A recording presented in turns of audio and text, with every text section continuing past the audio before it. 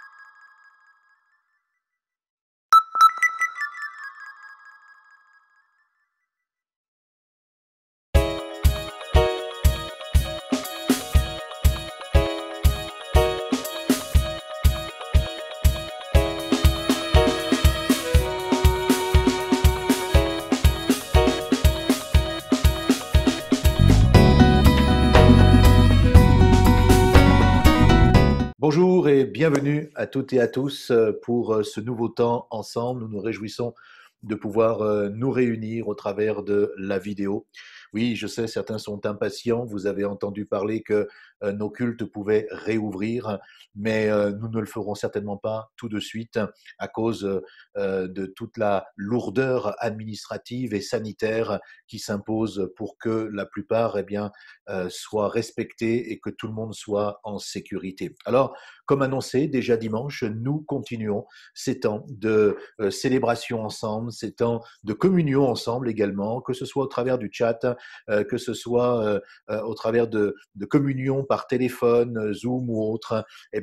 Nous sommes ensemble, nous continuons à servir le Seigneur ensemble. Au programme, dans ce temps ensemble, justement, Lydie Anne-Rose de Sochaux va nous conduire dans un temps de louange et de célébration. Et je vous invite vraiment à louer et adorer Dieu avec elle. Nous aurons aussi le pasteur Didier Rivaud de Saint-Louis et Souls qui va nous parler de la Pentecôte et qui va nous dire comment nous pouvons ensemble écrire le chapitre 29 des Actes des Apôtres. Et puis, entre deux, j'aimerais vous convier à un temps de prière, à un temps d'intercession, car je pense qu'il est important que nous ne nous relâchions pas dans la prière, que nous ne nous relâchions pas dans le combat spirituel, parce que nous sommes dans cette période particulière, vous savez, même si nous reprenons nos activités ici ou là, professionnelles, sociales ou autres, la réalité c'est que Dieu nous a donné un message, il nous a communiqué vers quelque chose de particulier, et nous devons continuer la prière, l'intercession, le combat spirituel pour que nous puissions ensemble être victorieux, non simplement de ces instants, mais des temps qui sont devant nous. Alors, laissons Dieu encore inspirer nos cœurs, inspirer nos esprits, et je vous propose vraiment de prendre avec moi un temps d'intercession au travers de quelques sujets qui vous seront présentés tout à l'heure. J'espère que vous allez vraiment bien et que la semaine a bien commencé pour vous. Et si vous avez besoin de regonfler là vos batteries spirituelles, je crois qu'avec ces temps que nous allons avoir maintenant, ça va vous faire particulièrement du bien. Que Dieu nous bénisse au travers de ces moments maintenant, et on écoute tout de suite Lydie Anne-Rose nous conduire dans ces temps de célébration. Voilà, bonjour à toutes et tous. Je suis heureuse d'être parmi vous à travers cette vidéo pour passer encore des moments de qualité, à pouvoir adorer, louer notre Seigneur, le chanter de tout notre cœur. C'est un jour nouveau que Dieu a fait et nous sommes reconnaissants au Seigneur de nous donner cette grâce de pouvoir être ensemble, de partager et d'entendre encore sa parole. En ce jour.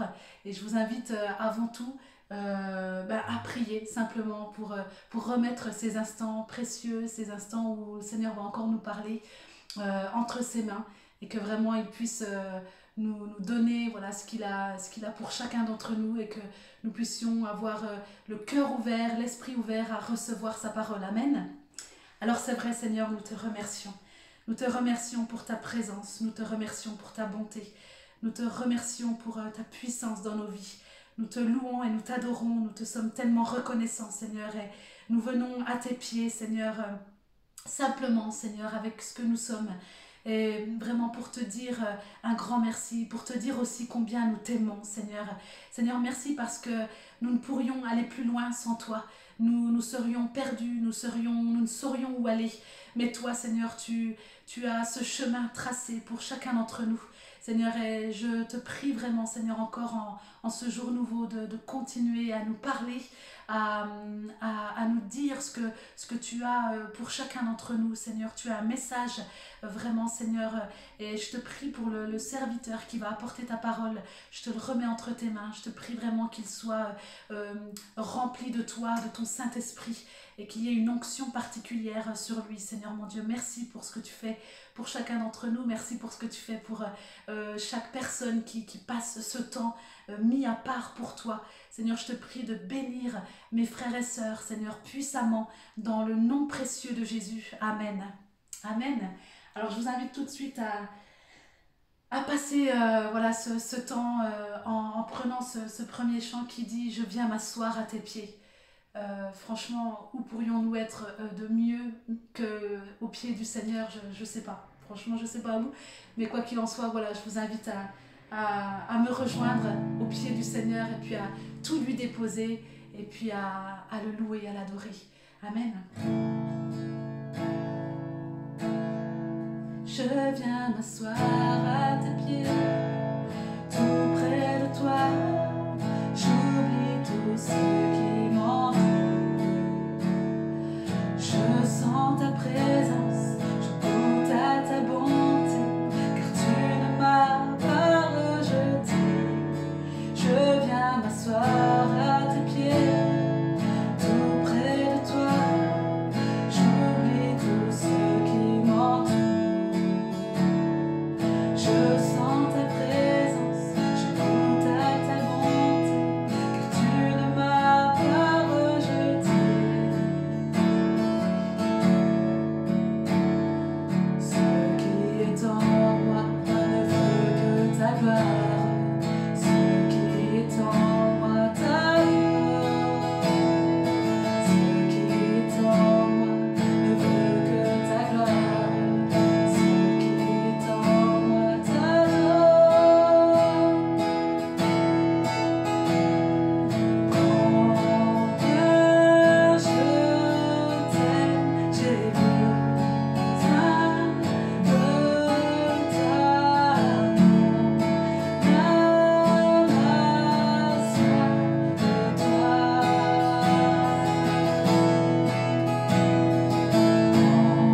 Combien je t'aime, j'ai besoin de ta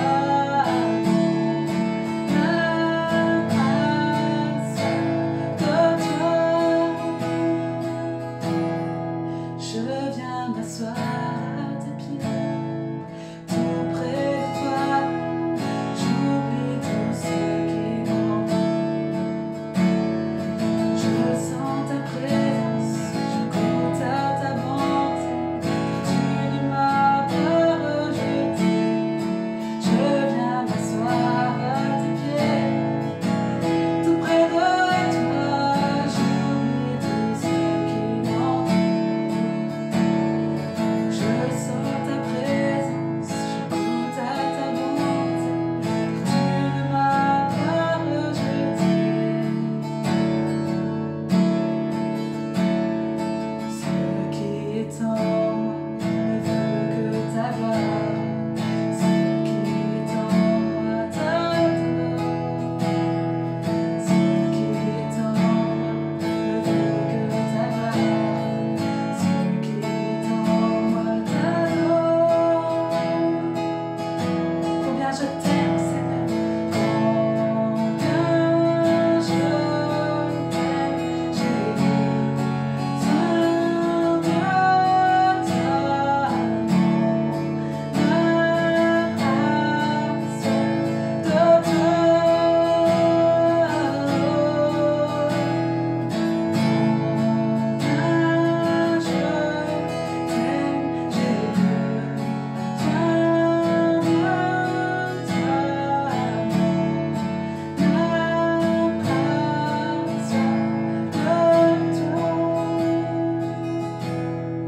je viens m'asseoir à tes pieds, tout près de toi. J'oublie tout ce qui m'entoure. Je sens ta présence, je goûte à ta bonté, car tu ne m'as pas rejeté.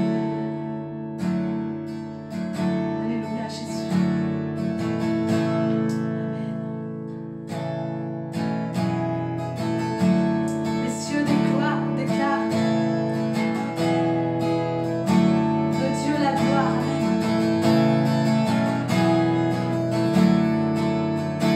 Amen.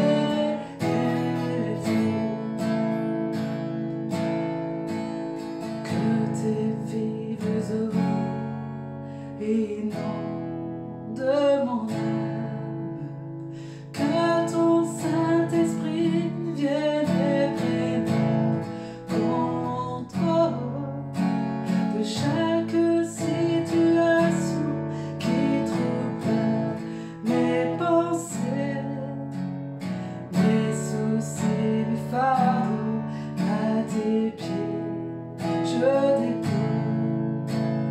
Père,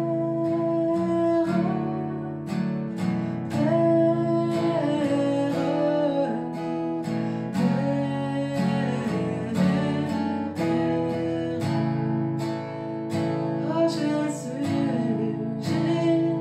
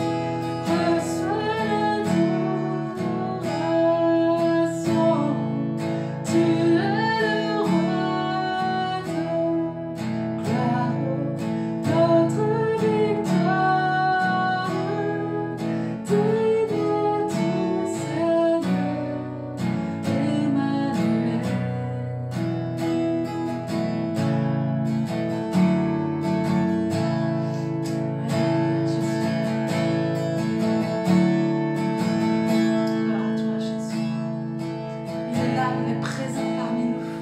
Amen. Et nous voulons proclamer encore son nom. Merci pour ta présence, Jésus.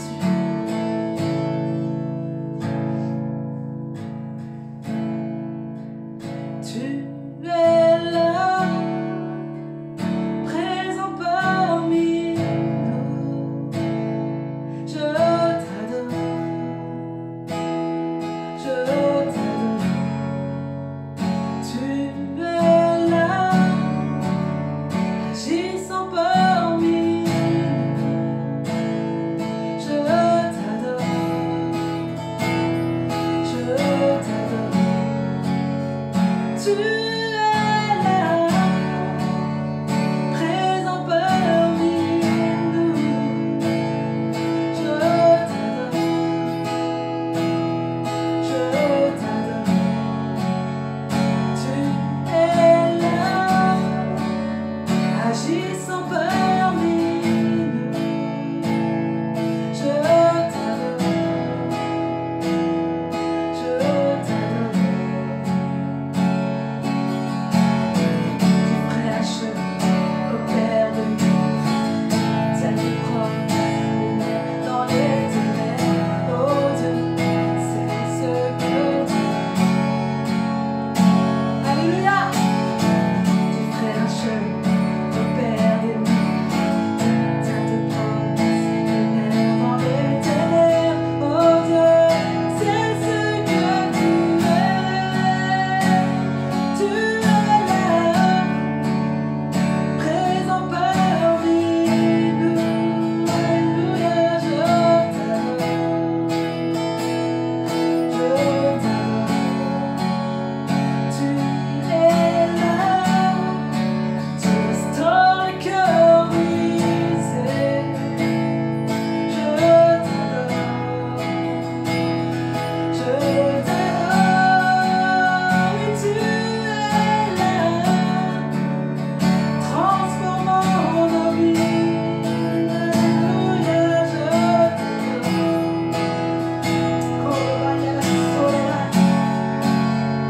Tu es là, présent parmi nous. Je t'adore, je t'adore. Alléluia. Tu ferais un chemin au Père de nous, tiens tes promesses, lumière dans les ténèbres, mon Dieu, c'est ce que tu es.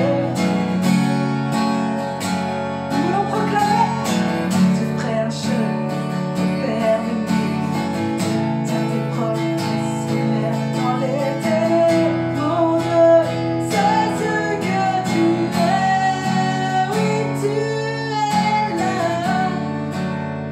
présent parmi nous. Alléluia, je t'adore, je t'adore.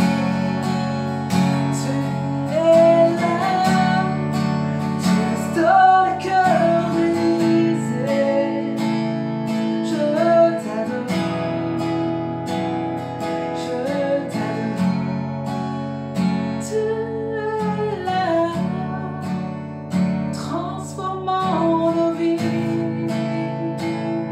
Je t'adore, je t'adore. Tu es là, agissant parmi nous. Je t'adore, je t'adore. Alléluia, il est là, il est présent parmi nous. Amen. Et il ferait un chemin, il opère des miracles. Alléluia. Et il tient ses promesses. Oh Jésus. Alléluia. Soyez bénis, frères et sœurs, soyez bénis et soyez encouragés. Amen. Par la puissance de son nom. Gloire à toi, Jésus. Amen.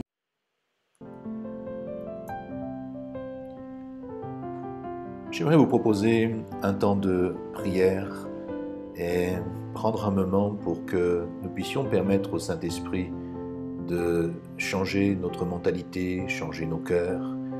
Un des versets très puissants de la parole de Dieu est Romains au chapitre 12, le verset 2, qui nous dit « Ne vous conformez pas aux habitudes de ce monde, mais laissez Dieu vous transformer et vous donner une intelligence nouvelle.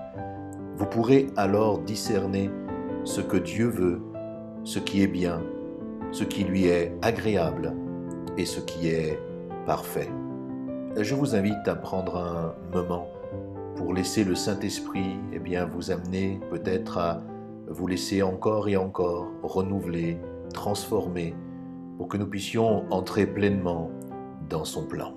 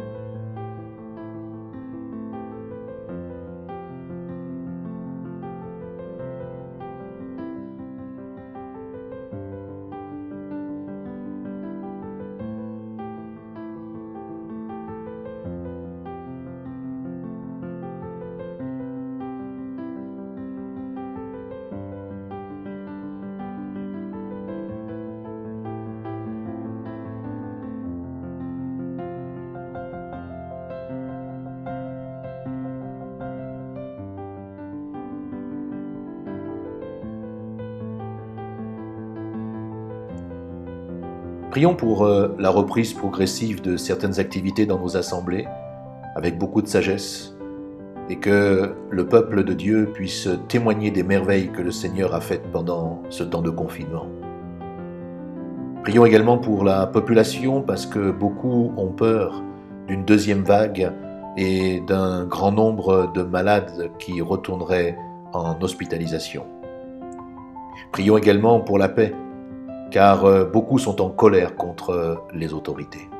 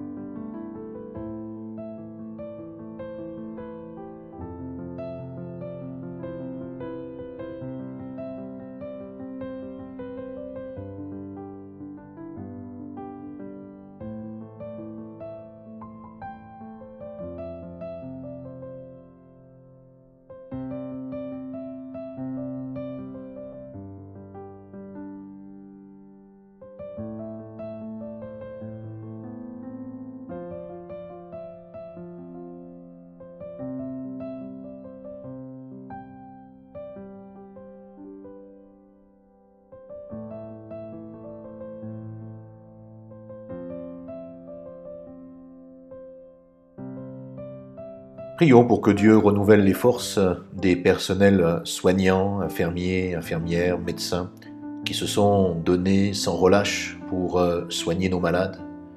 Prions pour tous ceux qui se sont manifestés comme les pompiers, les ambulanciers, la police, la gendarmerie, les chercheurs, tous ceux qui ont eu une activité pendant toute cette période que Dieu puisse les renouveler et les fortifier. Prions également pour la reprise économique de notre pays, la reprise sociale, qui a été tellement touchée par le ralentissement de toutes nos activités. Plusieurs entreprises, petites, moyennes ou grandes, sont en grande difficulté et ont vraiment besoin de la grâce de Dieu.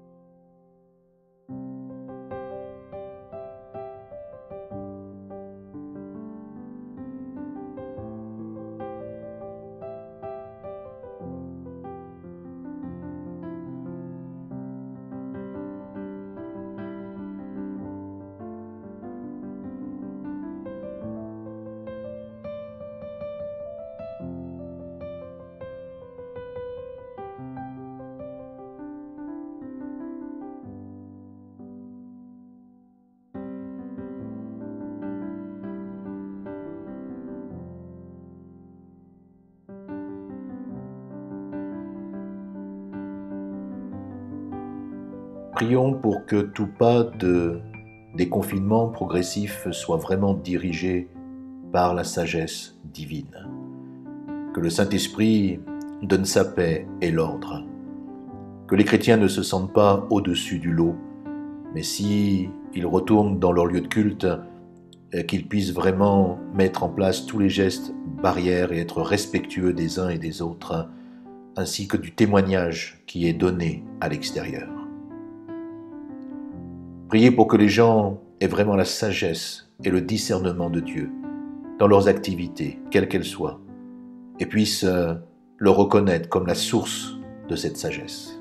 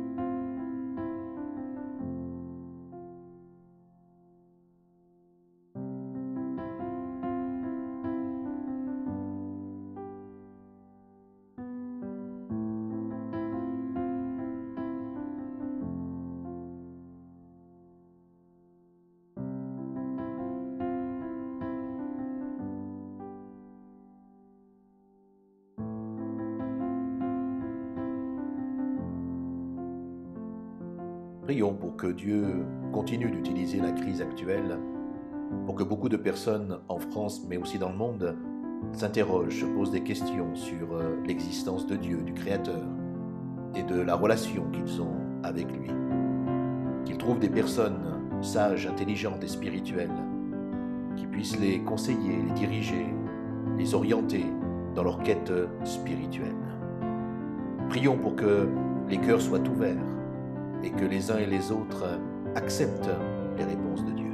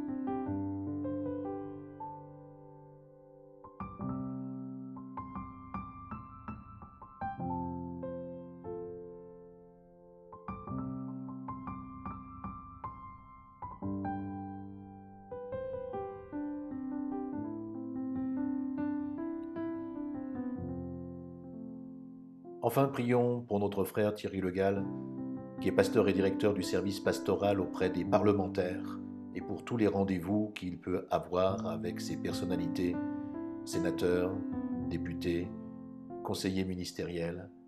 Que Dieu lui fasse grâce, que des portes soient ouvertes afin qu'il puisse continuer de rendre témoignage de la puissance de l'Évangile dans ces milieux.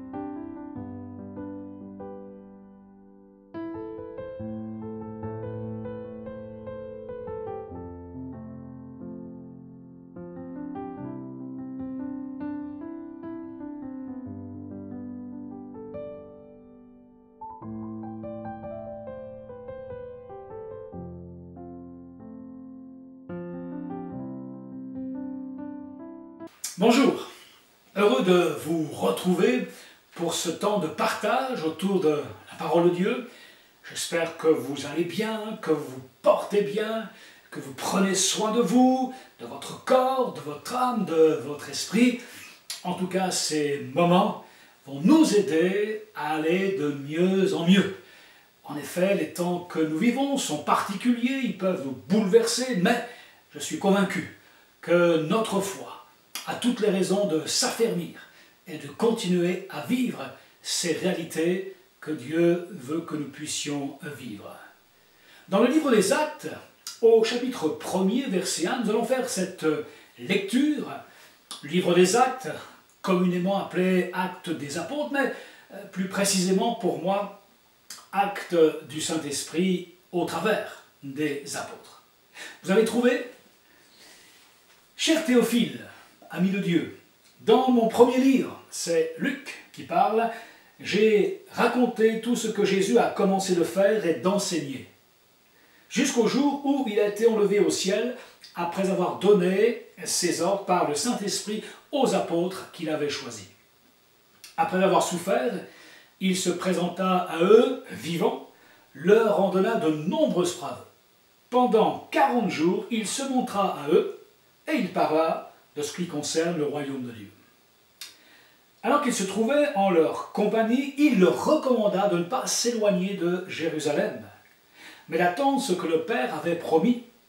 Ce que je vous ai annoncé, leur dit-il, car Jean a baptisé d'eau, mais vous, dans peu de jours, vous serez baptisés du Saint-Esprit. Alors que les apôtres étaient réunis, ils lui demandèrent, « Seigneur, est-ce à ce moment que tu rétabliras le royaume pour Israël ?» Il répondit, « Ce n'est pas à vous de connaître les temps ou les moments que le Père a fixés de sa propre autorité, mais vous recevrez une puissance lorsque le Saint-Esprit viendra sur vous. Et vous serez mes témoins à Jérusalem, en Galilée, en Judée, en Samarie, et jusqu'aux extrémités de la terre. » Après avoir dit cela, il s'éleva dans les airs pendant qu'ils le regardaient, et une nuée le cacha à leurs yeux. Et comme ils avaient les regards fixés vers le ciel pendant qu'ils s'en allaient, deux hommes habillés de blanc vinrent vers eux. Ils dirent, « Hommes de Galilée, pourquoi restez-vous là à regarder le ciel? Ce Jésus qui a été enlevé au ciel du milieu de vous reviendra de la même manière que vous l'avez vu aller au ciel. » Alors ils retournèrent à Jérusalem, de la colline appelée Mont des Oliviers, qui est près de Jérusalem, environ 1 kilomètre. Quand ils furent arrivés, ils montèrent à l'étage dans la pièce où ils avaient l'habitude de se tenir.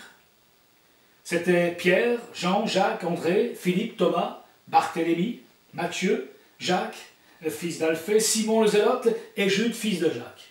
Tous persévéraient d'un commun accord dans la prière, avec Marie, la mère de Jésus, avec les femmes et avec les frères de Jésus. Ce récit, nous le connaissons pour la plupart, parce qu'il nous rapporte non seulement les dernières paroles, dernières consignes de Jésus, mais surtout la manière dont les disciples vont les vivre. J'aimerais qu'on s'intéresse plus particulièrement aujourd'hui à cette période très courte de temps, 10 jours, pour au moins 2 raisons. D'abord, parce qu'elle est unique dans l'histoire des disciples. Les disciples n'ont jamais vécu un tel moment.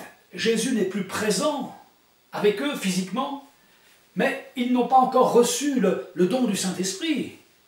Et comment attendre dans ces moments? Sur quoi s'appuyer?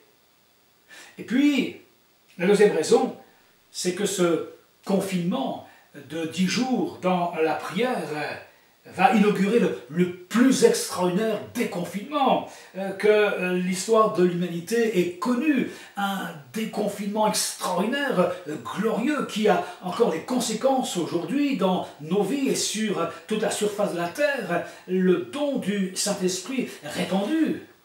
Quelle réalité et quelle action de Dieu à ce moment! Voilà à quoi certainement nous aspirons tous aujourd'hui. Un temps de rafraîchissement sur nos vies. comme une nouvelle Pentecôte, un renouveau dans nos cœurs, dans la sainteté, dans l'amour, dans la paix, dans la joie. Un temps de visitation sur notre nation, sur nos familles, qui a bien besoin, vous en conviendrez avec moi, de la grâce de Dieu. 10 jours de confinement dans la prière pour une effusion mondiale qui jusqu'à maintenant se manifeste avec gloire au travers de notre Sauveur. Alors, comment nous aussi vivre de tels moments?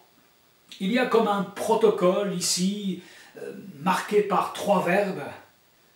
Les disciples vont retourner à Jérusalem. Et puis, Jésus va leur dire, mais attendez, attendez la promesse, et vous recevrez, et vous recevrez. Retourner, attendre et recevoir. Les disciples vont retourner à Jérusalem. Pour nous, cela semble évident. Pour nous, nous n'y voyons pas d'obstacle ou de contradiction. C'est tout à fait normal. Mais replaçons-nous dans le contexte de l'époque, quelques instants.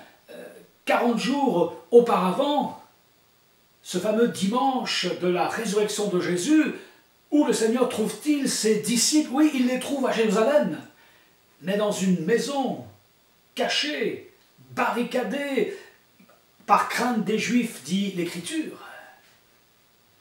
Et il faudra que pendant 40 jours, le Seigneur instruise, encourage, exhorte ses disciples, afin que leur cœur soit rassuré, soit restauré.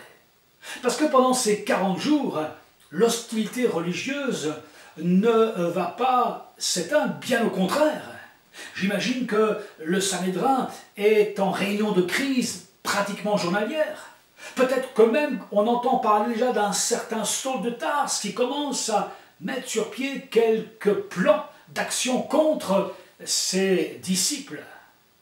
Quoi qu'il en soit, ses disciples, en revenant, en retournant à Jérusalem, présentent un acte fort de leur foi. Désormais, ils sont libérés, ils sont affranchis, leur cœur est en paix et ils vont pouvoir attendre pour recevoir. Mais au fait, de quoi ces disciples vont-ils être libérés?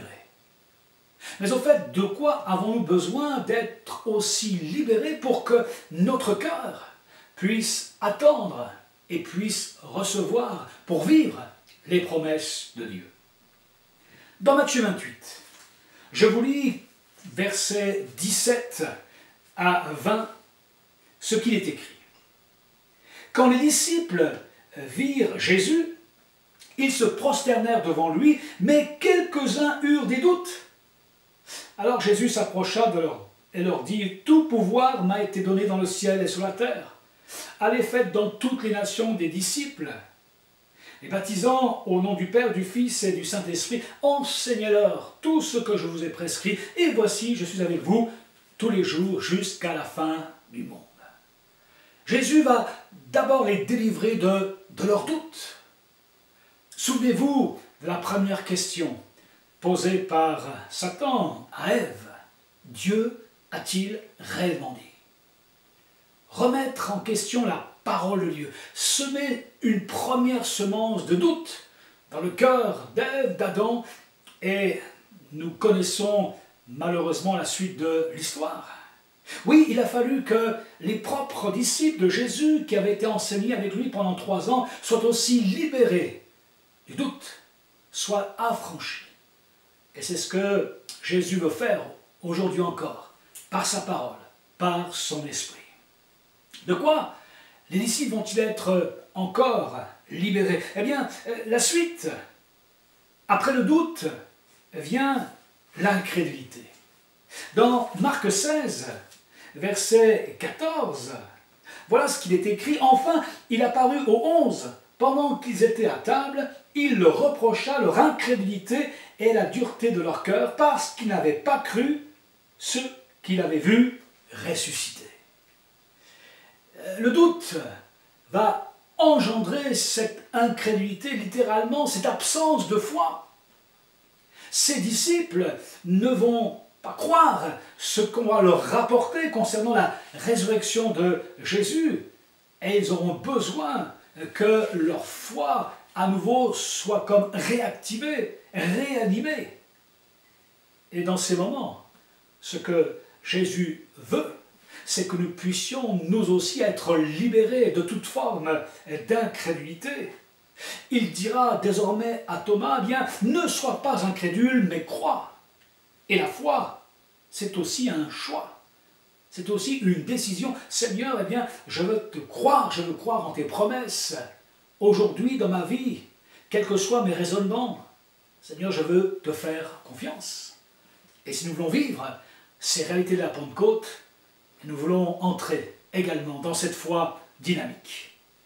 Et puis dans Luc 24, 17, conséquence du doute, conséquence de l'incrédulité, eh bien c'est la tristesse. Voilà ce qui est écrit avec ces deux disciples nommés deux disciples d'Emmaüs, pendant qu'ils parlaient et discutaient. Jésus lui-même s'approchait et fit route avec eux, mais leurs yeux étaient empêchés de le reconnaître. Il leur dit, « De quoi parlez-vous en marchant pour avoir l'air si triste ?» La tristesse avait désormais rempli leur cœur. Dans le doute, dans l'incrédulité, ils s'étaient résignés et pour eux étaient devenus fatalistes. C'est comme ça, rien ne peut changer. Et leur cœur était rempli de tristesse. Quand on parle de tristesse, je ne parle pas de ces tristesses qui sont parfois légitimes. Lorsque nous constatons la désolation de ce monde, lorsque nous constatons la ruine de certains foyers, lorsque nous voyons dans quelle situation parfois des membres de nos propres familles sont, bien, nous sommes attristés. Jésus va pleurer devant le tombeau de Lazare. Mais je parle ici de ces tristesses qui sont la conséquence de l'incrédulité ou du doute et qui nous enferment sur nous-mêmes. La bonne nouvelle, c'est que Jésus aussi veut nous libérer de ce genre de tristesse. « Rends-moi la joie de ton salut », dira David dans un psaume. Et puis ces disciples vont vivre cette réalité, ils vont être libérés, délivrés de leur frayeur, de leur peur, la crainte des Juifs, tout cela désormais, eh bien c'est terminé. Jésus va les remplir pendant ces 40 jours et ils vont pouvoir retourner à Jérusalem. Notez juste une remarque. Jésus va dire ici qu'il leur recommande de ne pas s'éloigner de Jérusalem. Jérusalem, ici, c'est la cité de la paix, c'est le fondement, l'héritage de la paix. Et Jésus va leur demander tout à nouveau de revenir là où ils avaient vécu un échec, où ils avaient vécu une peur, une frayeur. Retourner, revenir au fondement de la paix. Quelle belle image pour nous, aujourd'hui, de pouvoir ainsi revenir parfois où Dieu nous demande, voire nous commande, non pas pour nous punir, non pas pour nous humilier à nouveau, mais au contraire, pour bénéficier de celui qui a dit « Je suis le prince de la paix ». Et là où nous avons vécu un échec, de vivre une victoire, là où nous sommes tombés, de nous relever, là où nous avons été effrayés, de repartir rassurés. Oui, retournons à Jérusalem, sur ce fondement de la paix, et que nos cœurs soient pleinement rassurés. Et puis, n'oublions pas que Jérusalem signifie aussi complet, parfait, accompli, achevé. Nous savons tous que Jérusalem tient une place importante dans le plan de Dieu. On pourrait dire que tout part de Jérusalem, tout revient à Jérusalem. L'Apocalypse nous décrit même la nouvelle Jérusalem, parfaite, le nouveau cieux, nouvelle terre. Et là, dans cette espérance, nous comprenons un peu mieux ce que Jésus veut nous dire concernant cette parfaite beauté. Jérusalem se souvient qu'à ses portes, il y a quelques jours de cela, Jésus a donné sa vie sur la croix. Et sur cette croix, cette parole de Jésus, ô combien étonnante, ô combien percutante, tout est accompli, tout est achevé, tout est parfait. Retourner à Jérusalem, attendre pour recevoir, c'est aussi pour nous non pas simplement se souvenir de Christ à la croix, mais de vivre dans cette réalité de son sacrifice, l'avoir accepté bien entendu comme sauveur, mais aussi le reconnaître comme Seigneur. Accepter que notre vie lui soit entièrement donnée pour qu'il puisse s'en servir et glorifier son nom. C'est mon attente, c'est votre attente, et je suis convaincu que le Seigneur saura lire ces réalités dans notre cœur. Attendre. Attendre pour recevoir. Verset 14, il est dit qu'ils vont persévérer d'un commun accord dans la prière. Concernant la fin de l'histoire, nous sommes bien sûr au courant de ce qui va se passer dans ces quelques jours, mais réfléchissons quelques instants. À l'époque, les disciples ne savent rien. Ils ne connaissent pas la date de ce déconfinement. Oui, Jésus leur a parlé de peu de jours, de quelques jours, mais qu'est-ce que Jésus a-t-il voulu dire? Une journée, 2 journées, une semaine, un mois? Personne ne le sait. Comment attendre sans savoir quand? C'est une réalité que nous pouvons vivre parfois dans le domaine spirituel. Nous attendons une promesse, un exaucement de prière, mais nous ne savons pas quand. Et il nous faut attendre. Un petit peu comme lorsque peut-être vous avez eu votre premier entretien d'embauche pour un job d'été. Et puis à la fin de cet entretien, on vous a dit, eh bien, on vous recontactera. Et on a eu cette période d'attente de quelques jours jusqu'au courrier ou au coup de téléphone qui nous annonçait qu'enfin nous étions pris. Et puis, ils ne savent pas non plus comment ça va se passer. La promesse du don du Saint-Esprit, ils n'en ont aucune idée. Pierre, d'ailleurs, citera Joël après la Pentecôte. Peut-être ont eu-ils quelques pistes avant, mais en tout cas l'Écriture ne le dit pas. Et puis enfin, ils sont si différents les uns les autres. Il y a les introvertis, il y a les extravertis, il y a les contemplatifs, il y a les impatients, il y a des personnes modestes, des personnes plus riches, il y a des jeunes, des personnes âgées. Finalement, il y a un échantillon représentatif de la société de l'époque. Comment attendre dans de telles conditions? Il y a une clé ici, et cette clé c'est persévérer d'un commun accord, d'un accord commun. Jésus a dit cette parole dans Matthieu 18, verset 19, « Je vous dis encore que si 2 d'entre vous s'accordent sur la terre pour demander quoi que ce soit, cela leur sera accordé par mon Père céleste. Et en effet, là où 2 ou 3 sont assemblés en mon nom, je suis au milieu d'eux. » Le contexte, bien entendu, de cette parole de Jésus est celui du pardon. Lorsque nous vivons le pardon par rapport à notre prochain, par rapport à Dieu, il y a cette réalité d'accord qui se manifeste. Et pour la Pentecôte, dans cette attente, ce même accord fraternel va favoriser, bien entendu, ce climat spirituel. En particulier, ils peuvent nous bouleverser, mais je suis convaincu que notre foi a toutes les raisons de s'affermir et de continuer à vivre ces réalités que Dieu veut que nous puissions vivre. Dans le livre des Actes, au chapitre 1er, verset 1, nous allons faire cette lecture.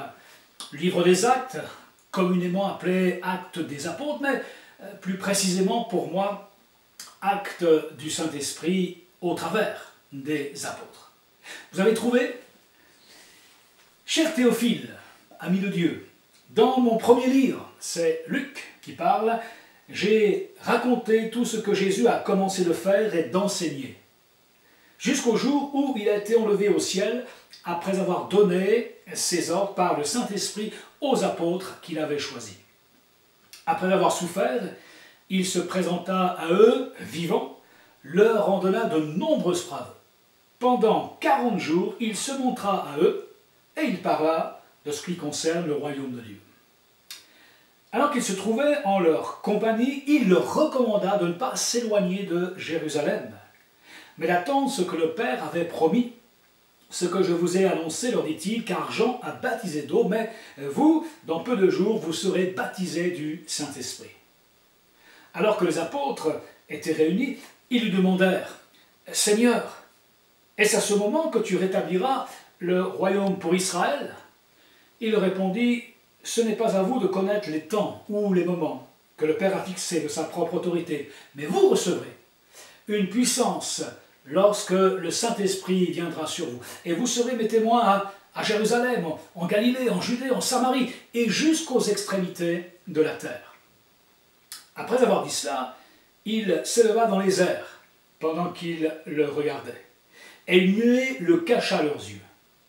Et comme ils avaient les regards fixés vers le ciel pendant qu'ils s'en allaient, deux hommes habillés de blanc vinrent vers eux. Ils dirent, « Hommes de Galilée, pourquoi restez-vous là à regarder le ciel? Ce Jésus qui a été enlevé au ciel du milieu de vous reviendra de la même manière que vous l'avez vu aller au ciel. » Alors ils retournèrent à Jérusalem, de la colline appelée Mont des Oliviers, qui est près de Jérusalem, environ 1 kilomètre. Quand ils furent arrivés, ils montèrent à l'étage, dans la pièce où ils avaient l'habitude de se tenir. C'était Pierre, Jean, Jacques, André, Philippe, Thomas, Barthélemy, Matthieu, Jacques, fils d'Alphée, Simon le Zélote et Jude, fils de Jacques. Tous persévéraient d'un commun accord dans la prière, avec Marie, la mère de Jésus, avec les femmes et avec les frères de Jésus. Ce récit, nous le connaissons pour la plupart, parce qu'il nous rapporte non seulement les dernières paroles, dernières consignes de Jésus, mais surtout la manière dont les disciples vont les vivre. J'aimerais que l'on s'intéresse plus particulièrement aujourd'hui à cette période très courte de temps, 10 jours, pour au moins 2 raisons. D'abord, parce qu'elle est unique dans l'histoire des disciples. Les disciples n'ont jamais vécu un tel moment. Jésus n'est plus présent avec eux physiquement, mais ils n'ont pas encore reçu le don du Saint-Esprit. Et comment attendre dans ces moments? Sur quoi s'appuyer? Et puis, la deuxième raison, c'est que ce confinement de 10 jours dans la prière va inaugurer le plus extraordinaire déconfinement que l'histoire de l'humanité ait connu. Un déconfinement extraordinaire, glorieux, qui a encore des conséquences aujourd'hui dans nos vies et sur toute la surface de la terre. Le don du Saint-Esprit répandu. Quelle réalité et quelle action de Dieu à ce moment! Voilà à quoi certainement nous aspirons tous aujourd'hui. Un temps de rafraîchissement sur nos vies, comme une nouvelle Pentecôte, un renouveau dans nos cœurs, dans la sainteté, dans l'amour, dans la paix, dans la joie. Un temps de visitation sur notre nation, sur nos familles, qui a bien besoin, vous en conviendrez avec moi, de la grâce de Dieu. 10 jours de confinement dans la prière pour une effusion mondiale qui, jusqu'à maintenant, se manifeste avec gloire au travers de notre Sauveur. Alors, comment nous aussi vivre de tels moments? Il y a comme un protocole ici, marqué par 3 verbes. Les disciples vont retourner à Jérusalem. Et puis, Jésus va leur dire, mais attendez la promesse, et vous recevrez, Retournez, attendre et recevoir. Les disciples vont retourner à Jérusalem. Pour nous, cela semble évident, Pour nous, nous n'y voyons pas d'obstacle ou de contradiction. C'est tout à fait normal. Mais replaçons-nous dans le contexte de l'époque, quelques instants. 40 jours auparavant, ce fameux dimanche de la résurrection de Jésus, où le Seigneur trouve-t-il ses disciples? Oui, il les trouve à Jérusalem, mais dans une maison, cachée, barricadée, par crainte des Juifs, dit l'Écriture. Et il faudra que pendant 40 jours, le Seigneur instruise, encourage, exhorte ses disciples, afin que leur cœur soit rassuré, soit restauré. Parce que pendant ces 40 jours, l'hostilité religieuse ne va pas s'éteindre, bien au contraire. J'imagine que le Sanhédrin est en réunion de crise pratiquement journalière. Peut-être que même on entend parler déjà d'un certain Saul de Tarse qui commence à mettre sur pied quelques plans d'action contre ses disciples.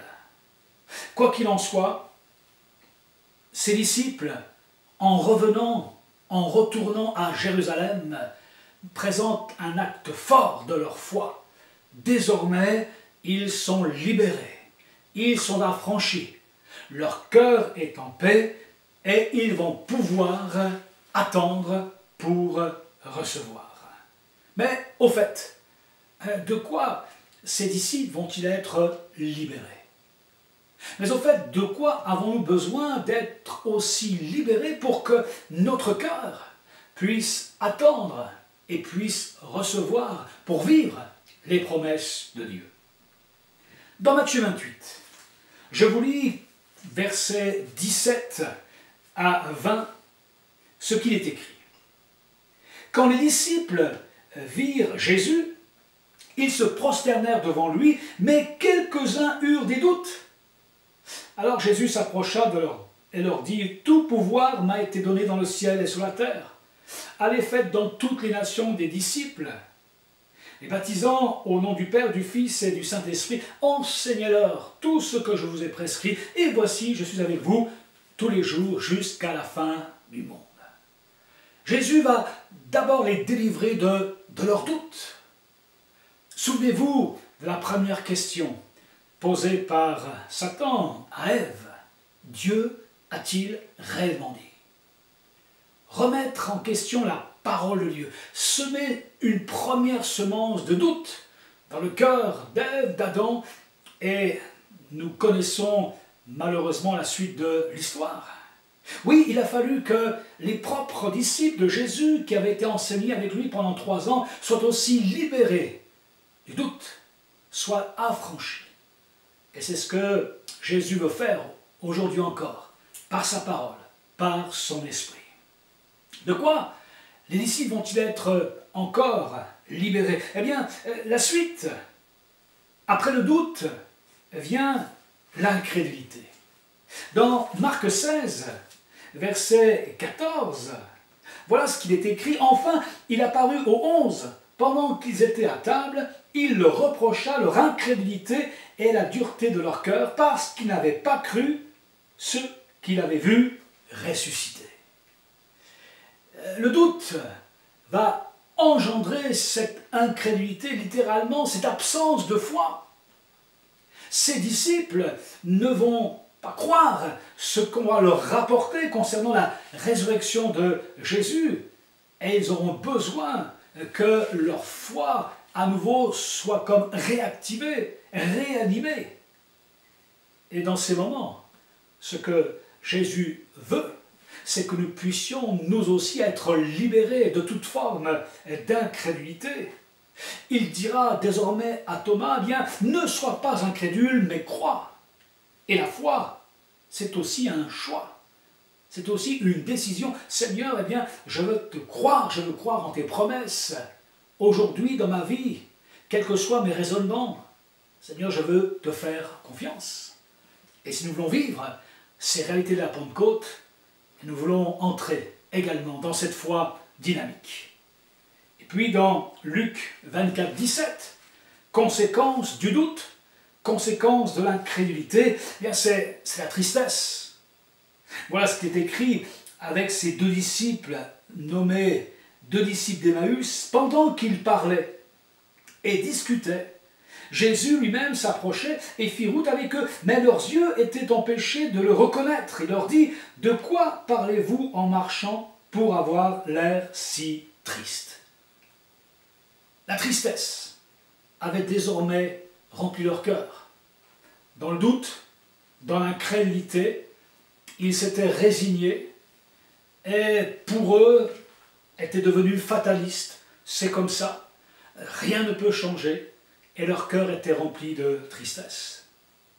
Quand on parle de tristesse, je ne parle pas de ces tristesses qui sont parfois légitimes. Lorsque nous constatons la désolation de ce monde, lorsque nous constatons la ruine de certains foyers, lorsque nous voyons dans quelle situation parfois des membres de nos propres familles sont bien, nous sommes attristés, Jésus va pleurer devant le tombeau de Lazare. Mais je parle ici de ces tristesses qui sont la conséquence de l'incrédulité ou du doute et qui nous enferment sur nous-mêmes.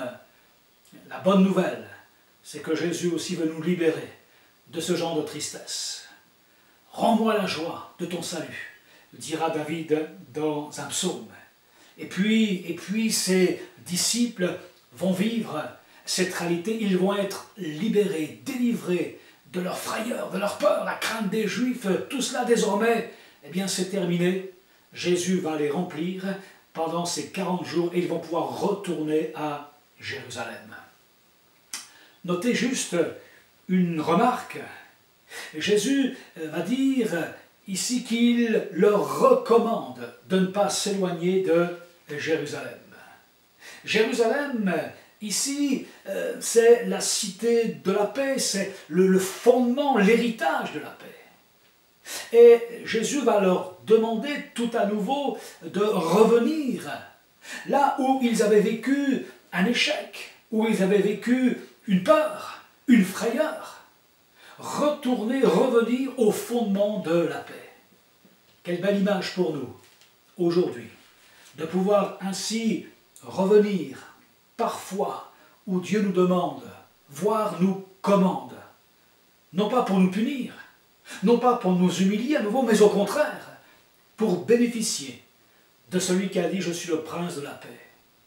Et là où nous avons vécu un échec, de vivre une victoire, là où nous sommes tombés, de nous relever, là où nous avons été effrayés, de repartir rassurés. Oui, retournons à Jérusalem, sur ce fondement de la paix, et que nos cœurs soient pleinement rassurés. Et puis, n'oublions pas que Jérusalem signifie aussi complet, parfait, accompli, achevé. Nous savons tous que Jérusalem tient une place importante dans le plan de Dieu. On pourrait dire que tout part de Jérusalem, tout revient à Jérusalem. L'Apocalypse nous décrit même la nouvelle Jérusalem, parfaite, le nouveau cieux, nouvelle terre. Et là, dans cette espérance, nous comprenons un peu mieux ce que Jésus veut nous dire concernant cette parfaite beauté. Jérusalem se souvient qu'à ses portes, il y a quelques jours de cela, Jésus a donné sa vie sur la croix. Et sur cette croix, cette parole de Jésus, ô combien étonnante, ô combien percutante, tout est accompli, tout est achevé, tout est parfait.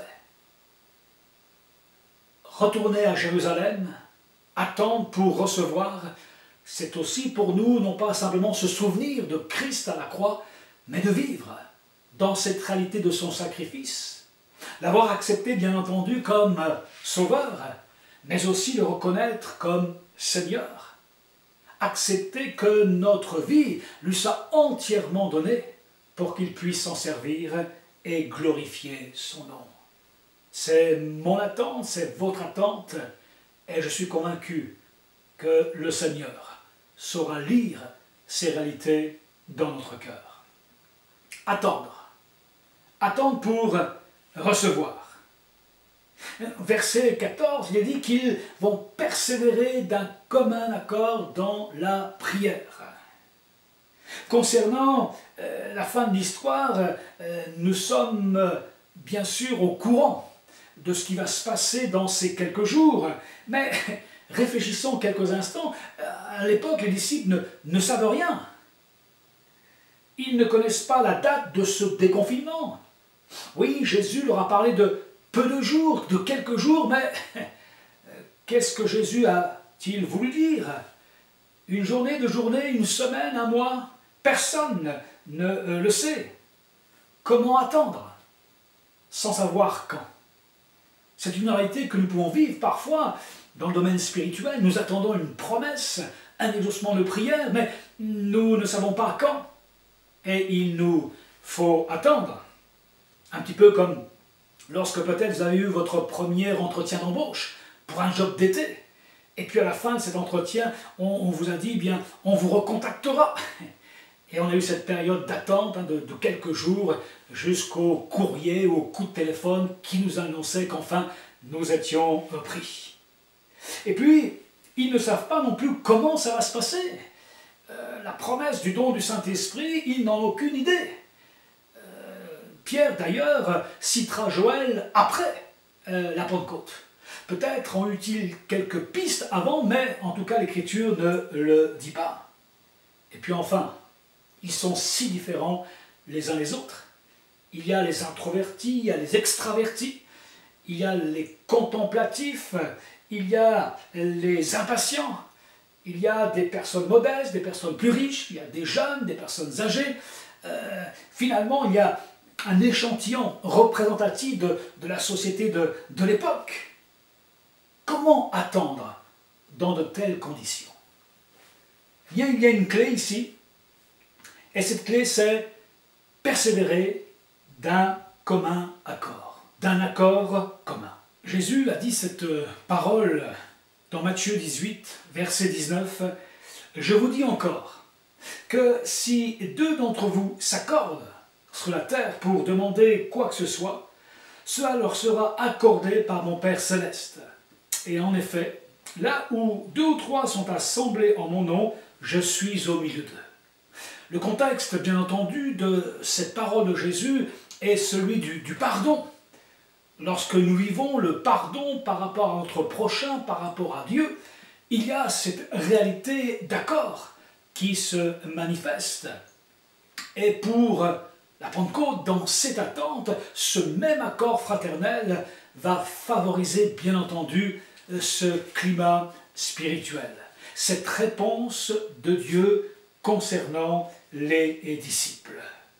En musique, vous qui êtes musicien, vous savez que nous pouvons jouer une partition, un morceau, en suivant la ligne mélodique. Les notes les unes après les autres. Mais nous pouvons enrichir cette partition avec des accords. Plusieurs notes jouées ensemble, qui vont relever le texte musical et qui vont lui donner du corps, du sentiment, de l'émotion en fonction des différentes variations proposées. Utilisez l'accord fraternel pour attendre, pour persévérer. Dans cette réalité du confinement de 10 jours de cette Pentecôte, chaque disciple s'accordant avec son frère et sa sœur va être une note de musique ajoutée à l'une, ajoutée à l'autre, et qui pour Dieu va produire un son harmonieux.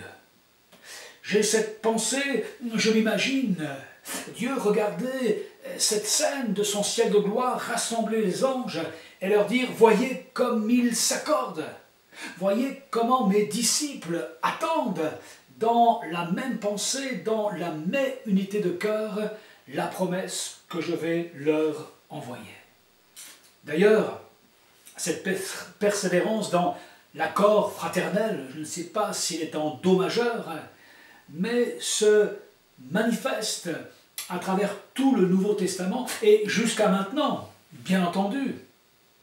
Dans Acte 2, 42 par exemple, il est écrit ceci: que les premiers disciples, eh bien, ils persévéraient dans l'enseignement des apôtres, dans la communion fraternelle, dans la fraction du pain et dans les prières. La crainte s'emparait de chacun, il se faisait beaucoup de prodiges et de signes miraculeux par l'intermédiaire des apôtres. Tous ceux qui croyaient étaient ensemble, ils avaient tout en commun, ils vendaient leurs propriétés, leurs biens, ils en partageaient le produit entre tous en fonction des besoins, chaque jour avec persévérance. Ils se retrouvaient d'un commun accord au temple. Ils rompaient le pain dans les maisons, ils prenaient leur nourriture avec joie et simplicité de cœur. Et dans ce contexte d'unité, de cœur, de persévérance, le Seigneur ajoutait chaque jour à l'Église ceux qui étaient sauvés. Quelle ambiance spirituelle, en tout cas, dans ces moments. Réalisons que nous aussi, nous vivons cette clé de la persévérance dans la communion fraternelle. Souvenez-vous de vos premiers débuts dans la foi. Souvenez-vous de celles et ceux qui se sont unis d'un commun accord pour prier pour vous, pour votre salut, pour être libérés, affranchis de vos liens. Ils se sont accordés et Dieu, de son ciel de gloire, leur a accordé la délivrance, le secours.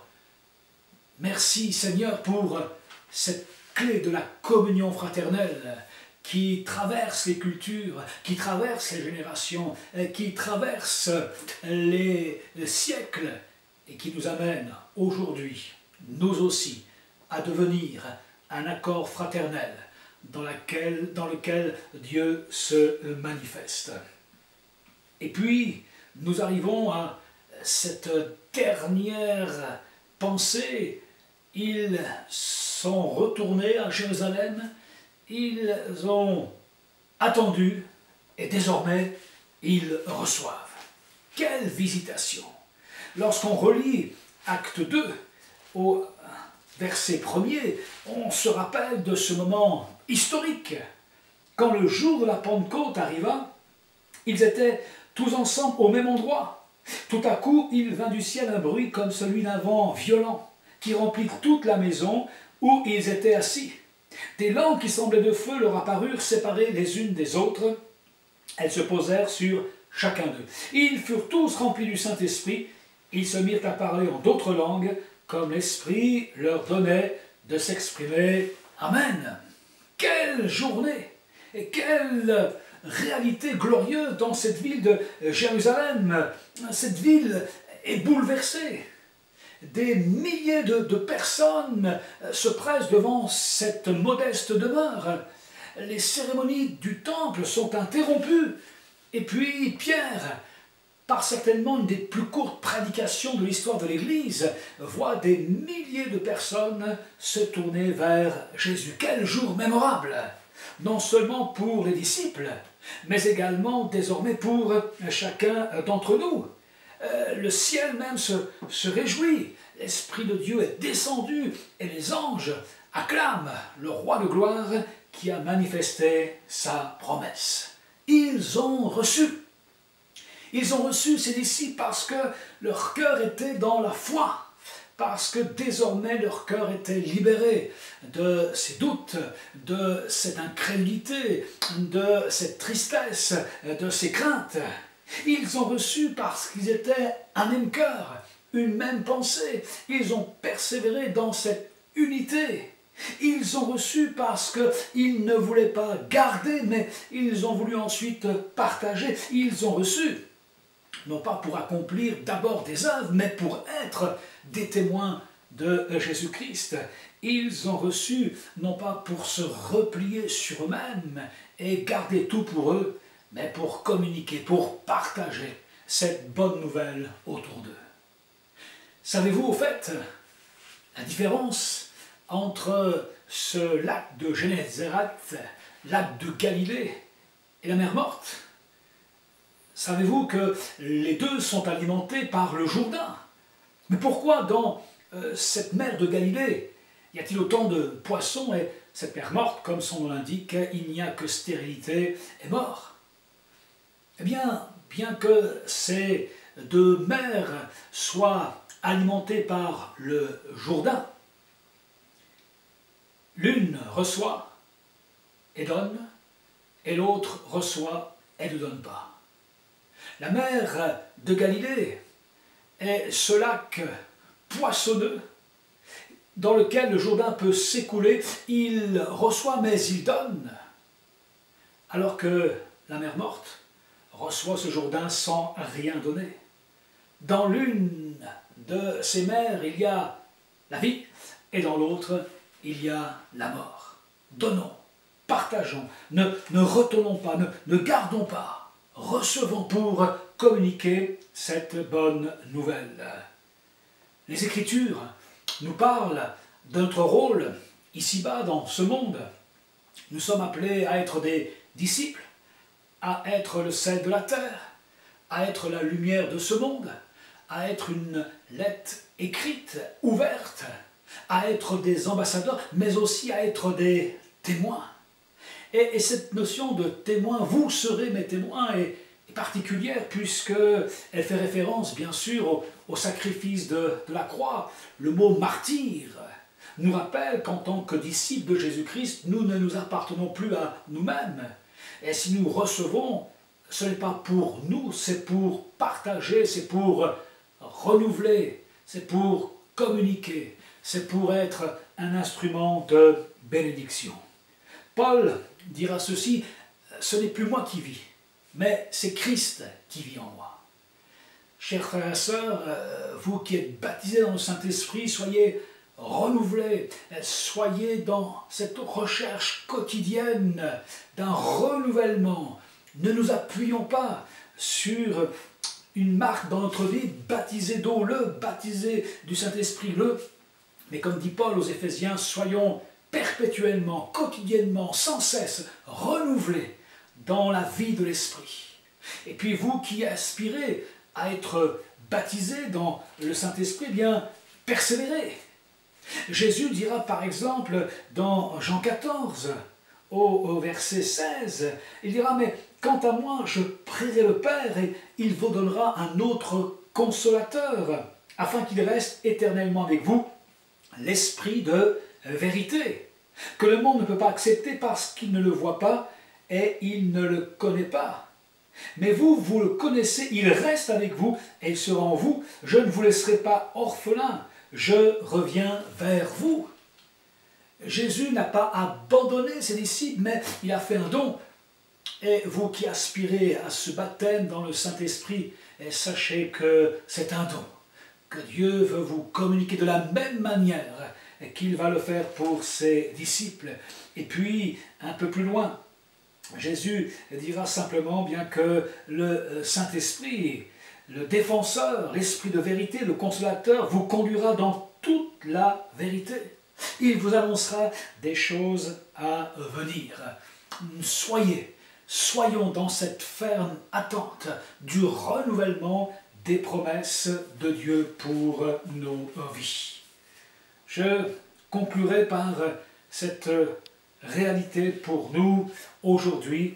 Notre monde a bien besoin de la grâce de Dieu. Notre monde a bien besoin de connaître ce message de l'évangile, de la bonne nouvelle. Notre monde a bien besoin d'espérance. Notre monde a bien besoin de connaître la puissance de Jésus-Christ. Alors, écrivons. Écrivons avec le Saint-Esprit le chapitre 29 du livre de ses actes à lui.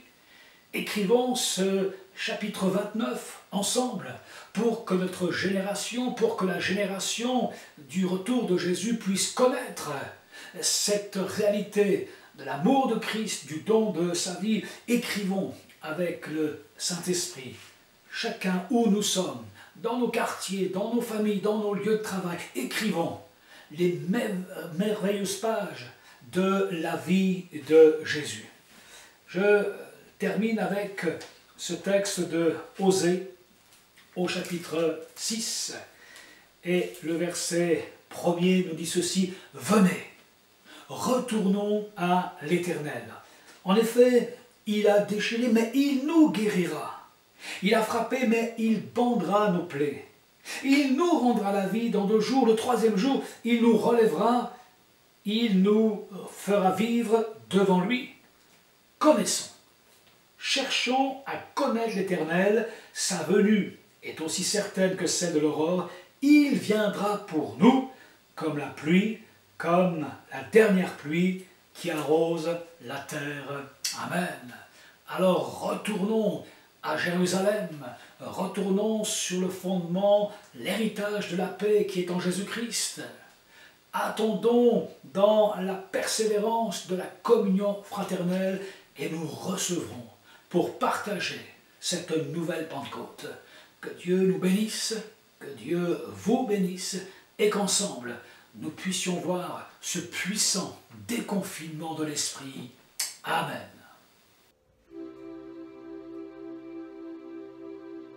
Dans la joie, quand le soleil m'inonde, sur les monts où ta présence abonde. Jésus, je te suivrai. Dans la peine, quand mon âme sombre, dans la vallée du deuil et de l'ombre. Jésus, je te suivrai, car tu es mort pour moi, car tu es mort pour moi. Je vivrai pour toi, car tu es mort, car tu es mort pour moi.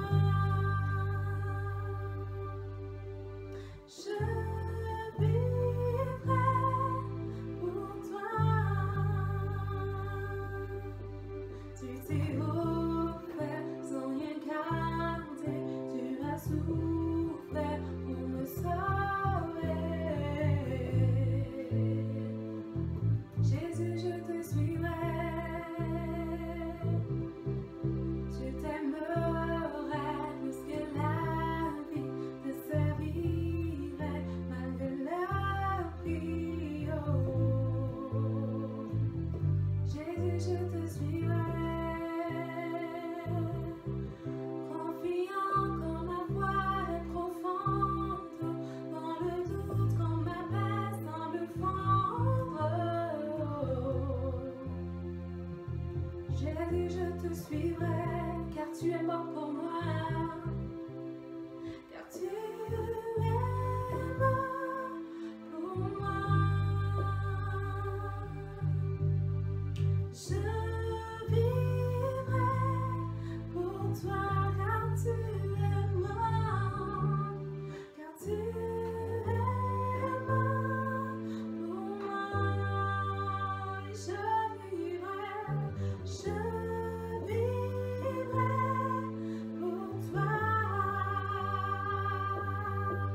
Tu t'es offert sans rien garder, tu as souffert pour me sauver. Oh. Jésus, je te suivrai. Je t'aimerai plus que la vie te servirai malgré le prix. Oh. Jésus, je te suivrai. Tu t'es offert sans rien garder, tu as souffert pour me sauver. Oh. Jésus, je te suivrai.